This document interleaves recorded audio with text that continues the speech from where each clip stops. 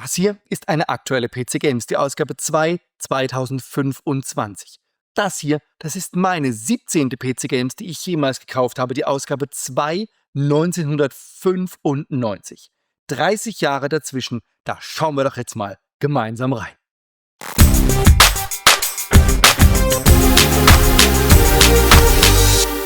Es wird mir wohl niemand widersprechen, wenn ich sage, Mitte der 90er ging es auf den PC spielemäßig so richtig ab.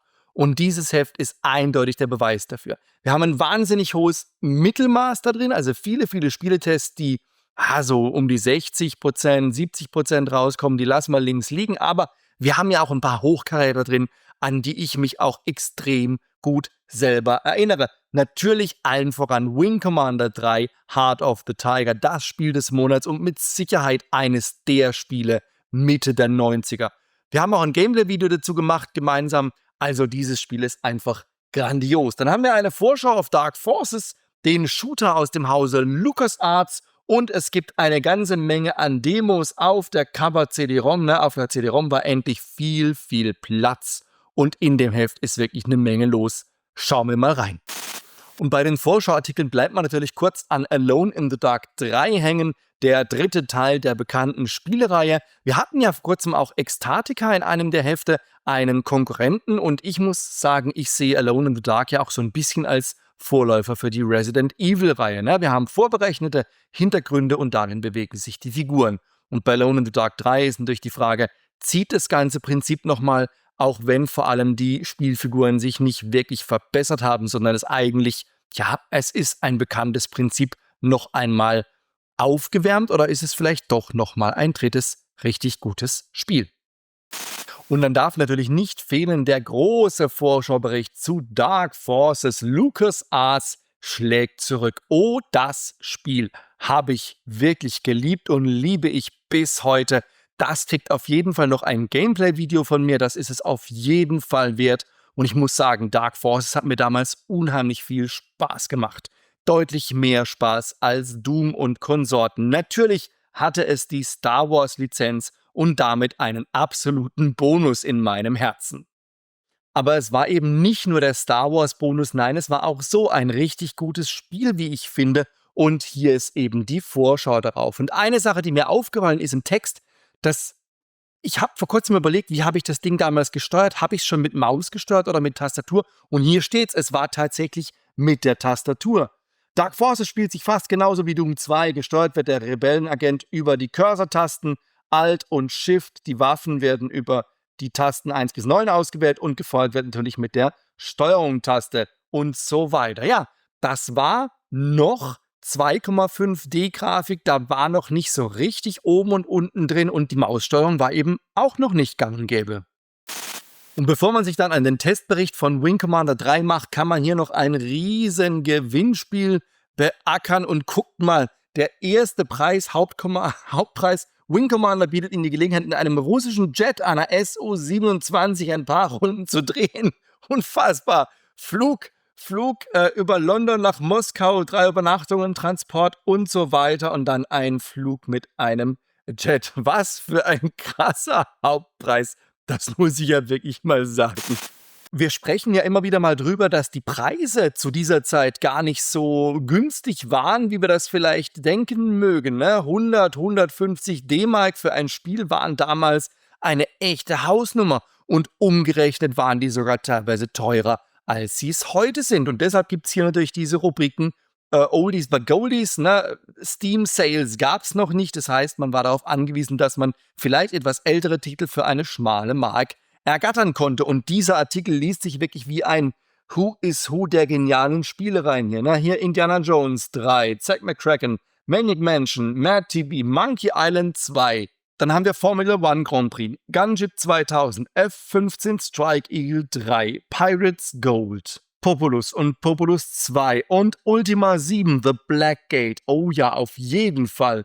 Dann Sleepwalker, The Blues Brothers. Dann hier noch It Came From The Desert, Ghostbusters 2, F-14 Tomcat und so weiter und so weiter. Also doch ganz viele Spiele, die mir einfach noch ein Begriff sind. Und da haben wir ihn, den Testbericht zu Wing Commander 3 Heart of the Tiger. Und ganz ehrlich, eigentlich müsste ich wahrscheinlich nur das Heft in die Kamera halten, könnte die Klappe halten und ihr hättet trotzdem ein Kopfkino von diesem Spiel. Ich glaube, dieses Spiel ist fast jedem, der damals mit dem PC zu tun hatte, ein Begriff. Entweder er hat selber gespielt oder er hatte einen Freund, der dankenswerterweise einen Rechner besaß, der powervoll genug war, um Wing Commander 3 ablaufen zu lassen. Mein Gott, was für ein Quantensprung.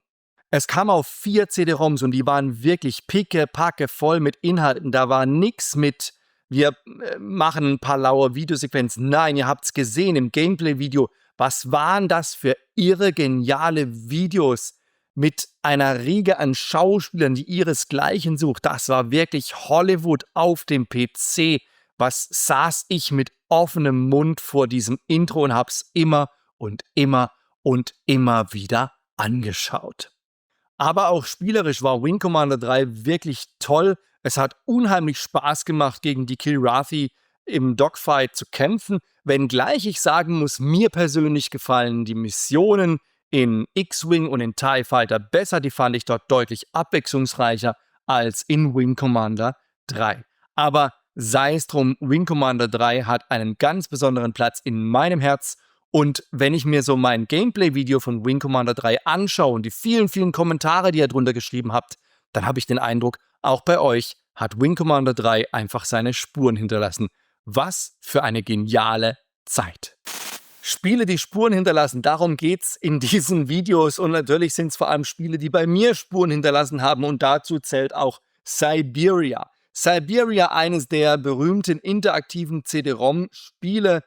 Ich hatte ja Creature Shock unter den Fingern und war deutlich weniger begeistert davon, als ich es damals war. Ich habe auch Syberia schon angespielt. Ich habe geguckt, ob es noch läuft, ob man es noch zum Laufen bringt. Es geht, aber auch hier, ja, war damals grafisch herausragend und spielerisch, naja, halt interaktives CD-ROM-Spiel. Und gerade die Action-Flugsequenzen bei Syberia waren wirklich beeindruckend. Ich weiß, dass ich die damals ganz oft teilweise geflogen bin. Immer und immer wieder. Man musste es auch, weil es war gar nicht so einfach, denn die Ziele tauchten kurz auf und dann musste man sie treffen. Es waren vorberechnete Videosequenzen mit anzuwählenden Zielen. Und ja, war man nicht schnell genug, dann war halt das Bildschirmleben ganz, ganz schnell weg. Dazwischen immer wieder mal Laufsequenzen, bei denen man leider nicht frei entscheiden konnte, sondern man ist von Wegpunkt zu Wegpunkt gelaufen. Das fand ich jetzt persönlich nicht so prickelnd damals. Und man sieht auch an den Grafiken, es waren 3D-Render-Figuren.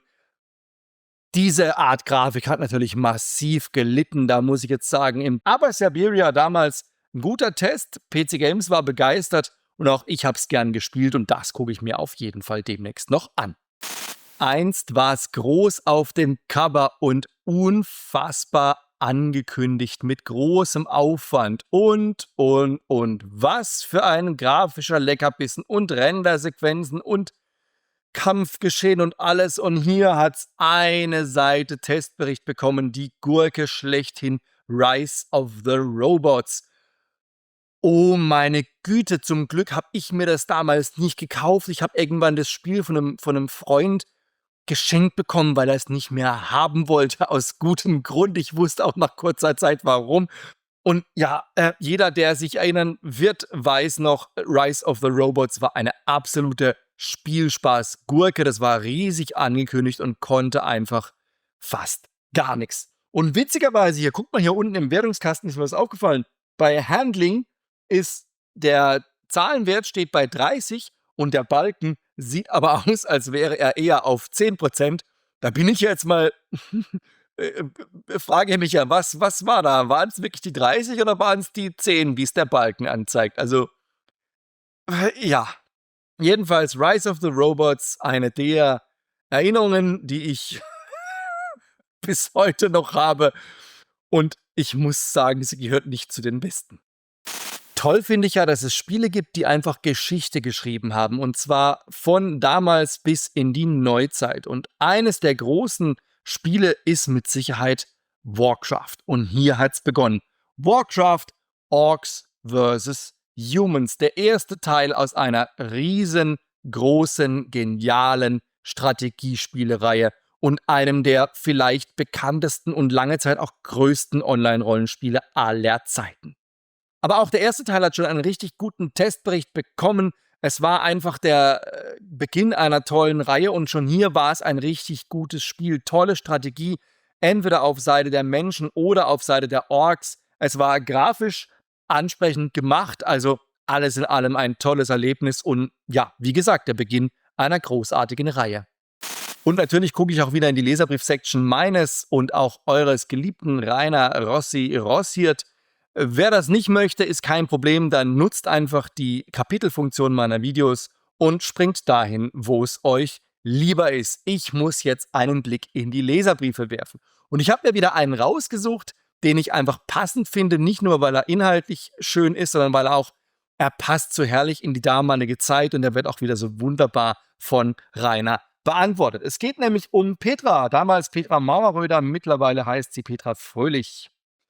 Hallo Rainer, zuerst einmal möchte ich ein Lob an die PC Games loswerden. Ich lese sie schon seit fast 2 Jahren und finde sie zum Großteil spitze, aber es gibt eine Sache, die man verbessern könnte, und zwar sollte Frau Mauerröder ihre Artikel über Computerspiele objektiver schreiben. Ich denke dabei an Hell on Earth, Doom 2. Sie lässt ihre eigene Meinung zu sehr im Bericht deutlich werden. In ihrem Statement steht, dass sie sich dieses Spiel nicht privat kaufen würde, denn die Grafik sei zu langsam auf einem DX33. Meine Freunde und ich besitzen solche Rechner und finden, dass Hell on Earth darauf hervorragend und ruckelfrei läuft. Wir denken ebenfalls nicht, dass der Schwierigkeitsgrad zu hoch ist. 5 verschiedene Grade sind doch möglich. Sie sagt, dass sie ohne Cheat nicht weit kommt. Das liegt wohl mehr an ihrem Können, wobei ich sie nicht beleidigen will, als am Spiel. An dieser Stelle möchte ich noch einige Informationen korrigieren. Es gibt nicht nur 30, sondern 32 Levels. 31 und 32 sind Bonuslevels. Einige werden jetzt denken, dass es auf 2 Level hin oder her nicht ankommt, aber es handelt sich dabei um 2 Hundefelsen 4E Levels mit hervorragender Grafik. Hundefelsen 4E ist wohl ein Begriff.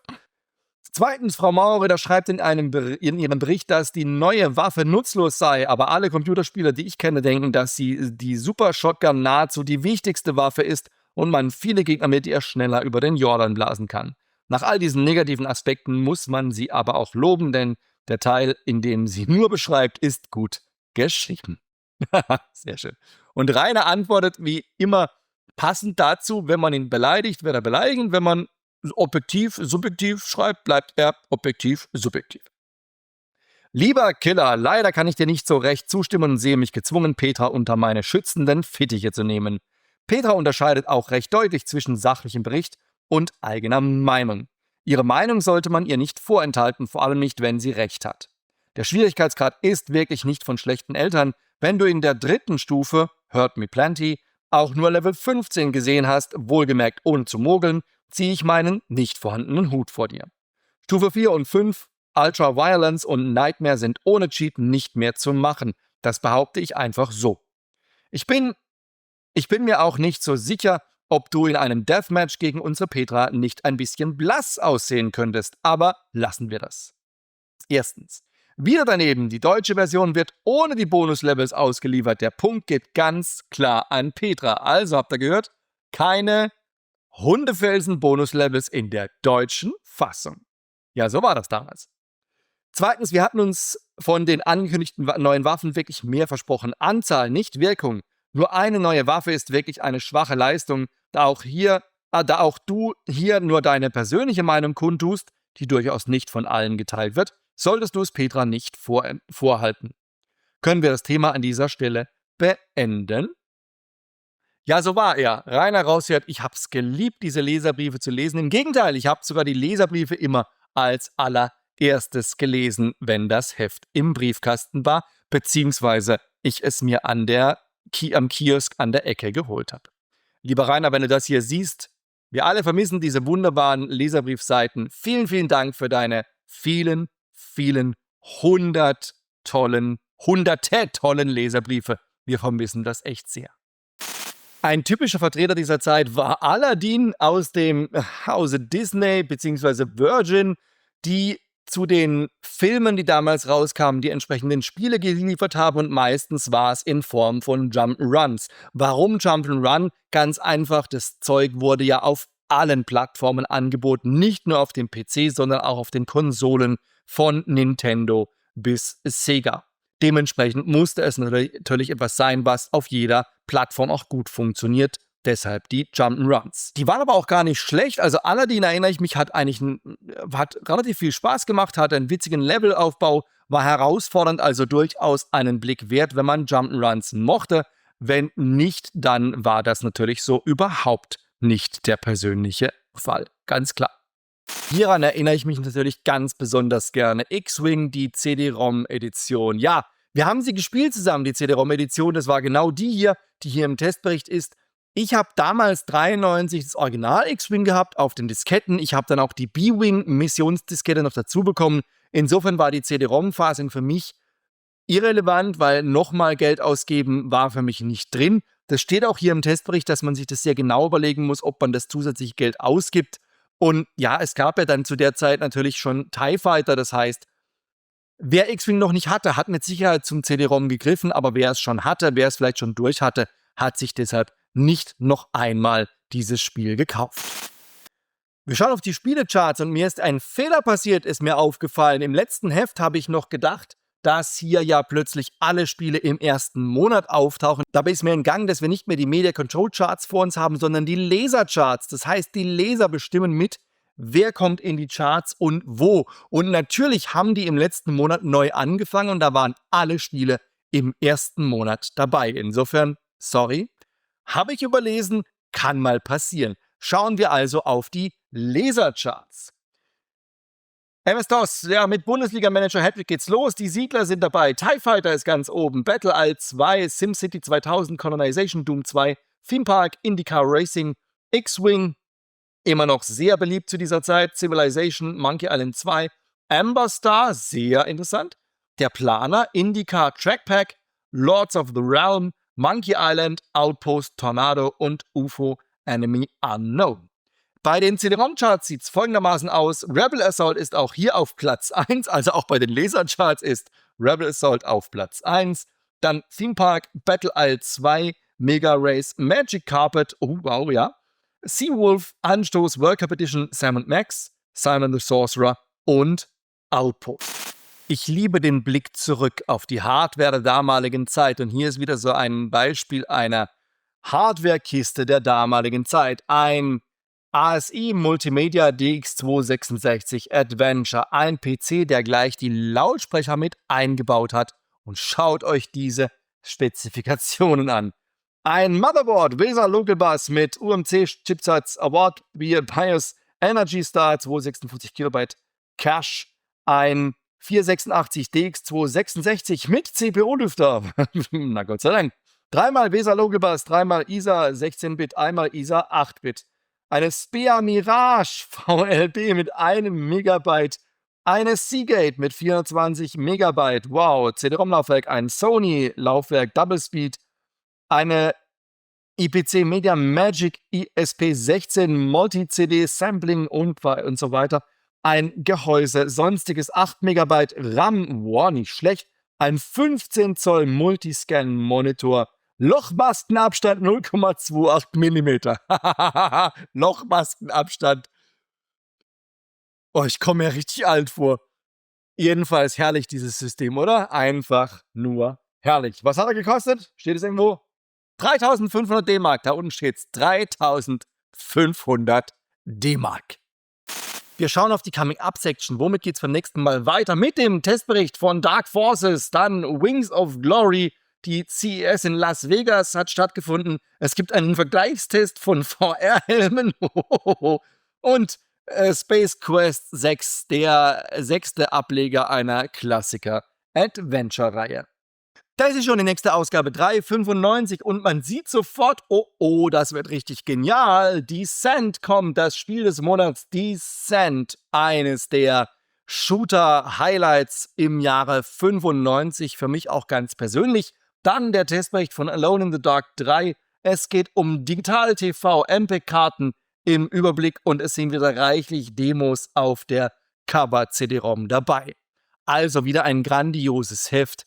Es wäre toll, wenn ihr wieder mit dabei seid, wenn wir in dieses alte Heft reinschmökern. Bis dahin, habt Spaß, zockt ein bisschen und dann sehen wir uns vielleicht demnächst wieder.